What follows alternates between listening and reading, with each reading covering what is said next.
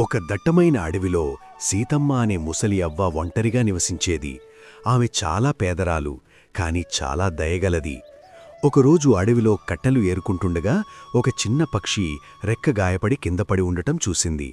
సీతమ్మ ఆ పక్షిని చేరదీసి తన దగ్గరున్న కొద్దిపాటి నీళ్లతో దాని గాయాన్ని కడిగి సపర్యలు చేసింది. అకస్మాత్తుగా ఆ పక్షి ఒక అందమైన దేవతగా మారిపోయింది. సీతమ్మ నిస్వార్థమైన ప్రేమను పరీక్షించడానికే దేవత ఆ రూపంలో వచ్చిందని చెప్పింది. అవ్వా, నీ మనసు చాలా స్వచ్ఛమైనది, నీకు ఏం కావాలో కోరుకో అని దేవత పలికింది. కాని సీతమ్మ, తల్లి, నాకే కోరికలూ లేవు, అందరూ సుఖంగా ఉంటే చాలు అని నవ్వింది.